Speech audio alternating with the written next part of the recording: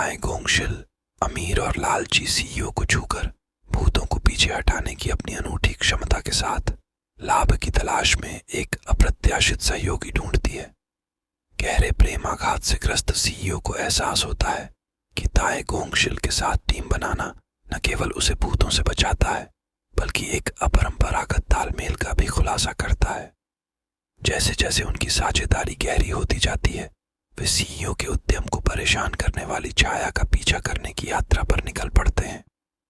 भूत अनसुलझे मुद्दों और पिछली गलतियों के रूपक दोनों को अलौकिक क्षेत्र में भ्रमण करते हुए अपने स्वयं के राक्षसों का सामना करने की चुनौती देते हैं। ताए गोंगशिल, जो एक बार अपनी क्षमता से अलग हो गई थी, सीईओ को छूकर प्रदान की गई अस्थायी सुरक्षा में सांत्वना पाती है।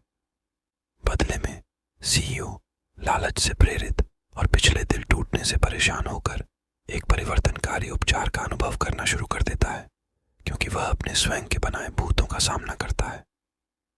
कहानी सीईओ की भव्य हवेली के चांदनी गलियारों में सामने आती है, जहां परछाइयां अपने साझा भाग्य की लय में नृत्य करती हैं।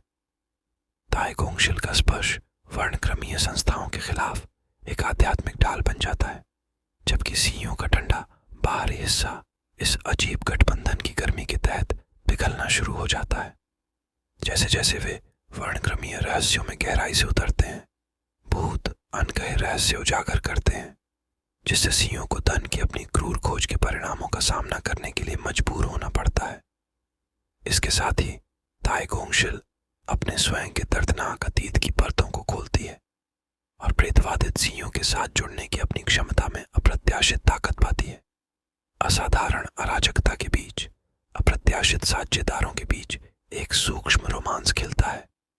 सीईओ, जो शुरू में लालच से प्रेरित था, एक गहन परिवर्तन से गुजरता है। उसे एहसास होता है कि धन संचय करने के अलावा जीवन में और भी बहुत कुछ है। एक समय अपनी क्षमता के बोझ तले दबी ताए गोंगशिल को पता चलता है कि उसका स्पर्श न केवल भूतों को दूर कर सकता है बल्कि टूटी हुई आत्माओं को भी ठीक कर सकता है। चरमोत्कर्ष सबसे दुर्जय भूत के साथ चरम टकराव में सामने आता है, जो सीईओ के सबसे काले कार्यों की अभिव्यक्ति है। घटनाओं के एक नाटकीय मोड़ में ताए गोंगशिल का स्पर्श मुक्ति का प्रतीक बन जाता है, उस अभिशाप को तोड़ता है जिसने सीईओ को उसके प्रेतवादित अतीत से बांध दिया था।